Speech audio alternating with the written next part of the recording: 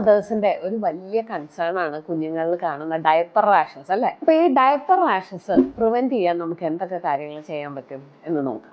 ഈ diaper rashes എന്ന് വെച്ചാൽ എന്താണ്, എന്തുകൊണ്ടാണ് ഡയപ്പർ റാഷ് വരുന്നത്?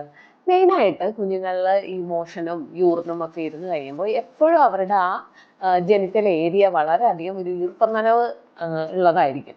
അപ്പൊ അതുകൊണ്ടാണ് കൂടുതൽ ഈ റാഷസ് വരാൻ വേണ്ടിയിട്ടുള്ള പ്രധാനമായിട്ടുള്ള കാരണം.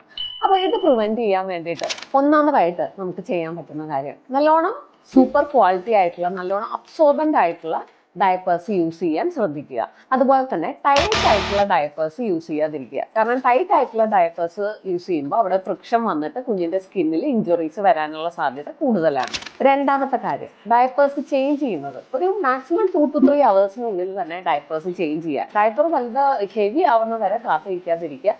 കുഞ്ഞുങ്ങൾ മോശം പോയാൽ ഉടനെ തന്നെ ഡയപ്പർ ചേഞ്ച് ചെയ്യാൻ എന്തായാലും ശ്രദ്ധിക്കണം. മൂന്നാമതായിട്ട് ഡയപ്പർ ഫ്രീ ടൈം, അതായത് നമുക്ക് രാവിലെ ഒരു അരമണിക്കൂർ, വൈകുന്നേരം ഒരു അരമണിക്കൂർ ഡയപ്പറോ അതുപോലെ ക്ലോത്ത്സ് ഒന്നും ഇല്ലാതെ നല്ലോണം ഒരു എയറേഷൻ കിട്ടാൻ വേണ്ടിയിട്ട് കുഞ്ഞിനെ ഫ്രീ ആയിട്ട് കുറച്ച് നേരം ക്ലീൻ ഒക്കെ ചെയ്ത് കഴിഞ്ഞിട്ട് ഫ്രീ ആയിട്ട് കുറച്ച് നേരം കിടത്തുക.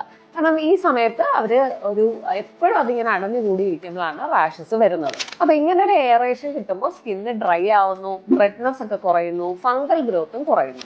നാലാമതായിട്ട് ചെയ്യേണ്ടത് ക്ലീനിങ് ദി ജെനിറ്റൽ ഏരിയ. ആ ഭാഗം കുഞ്ഞുങ്ങളുടെ മോശം പോകുന്ന മൂക്കം പോകുന്ന വജൈന ഒക്കെ ക്ലീൻ ചെയ്യുന്നത് നമ്മൾ വല്ലാതെ അമർത്തി അല്ലെങ്കിൽ പ്രഷർ കൊടുത്തൊക്കെ ക്ലീൻ ചെയ്യാതിരിക്കുക. ഒരു വേളം ചൂടുവെള്ളത്തിൽ നമ്മൾ ചെറിയ കോട്ടൺ ബോൾസ് എടുത്ത് വെക്കുക. എന്നിട്ട് അത് വെച്ച് വളരെ മൃദുവായിട്ട് തന്നെ ആ ഭാഗം ക്ലീൻ ചെയ്യുക. ഇനി ക്ലീൻ ചെയ്തതിന് ശേഷം എന്ത് ചെയ്യണം, നല്ല ഏതെങ്കിലും ഒരു മോയ്സ്ചറൈസിങ് ക്രീം അല്ലെങ്കിൽ ബാരിയർ ക്രീം, റാഷ് ക്രീം ഒക്കെ നമുക്ക് യൂസ് ചെയ്യാൻ പറ്റുന്നതാണ്. ഇനി എപ്പോഴാണ് നമ്മൾ ഇത് ശ്രദ്ധിക്കേണ്ടത്? കുഞ്ഞിന് ഈ ജെനിറ്റൽ ഏരിയയിൽ റാഷസ് ഒരു 3-4 ദിവസം കഴിഞ്ഞിട്ടുമുണ്ട്, ഭയങ്കര റെഡ്നെസ് ഉണ്ട്, അതുപോലെ കുഞ്ഞ് ഡയപ്പറൊക്കെ മാറ്റുമ്പോൾ ഭയങ്കര കരച്ചിലാണ്, അതുപോലെ വൈറ്റ് പാച്ചസ് ആയിട്ടൊക്കെ ഇരിക്കുന്നുണ്ടെങ്കിൽ നിർബന്ധമായിട്ടും ഒരു പീഡിയാട്രീഷ്യനെ കാണിക്കേണ്ടതാണ്. അപ്പോൾ ഈ വീഡിയോ യൂസ്ഫുൾ ആയി എന്ന് വിചാരിക്കുന്നു. യൂസ്ഫുൾ ആയെങ്കിൽ ലൈക്ക് ചെയ്യുക, സബ്സ്ക്രൈബ് ചെയ്യുക. അടുത്ത ഇൻഫോർമേറ്റീവ് വീഡിയോയിൽ കാണുന്നത് വരെ നന്ദി, നമസ്കാരം.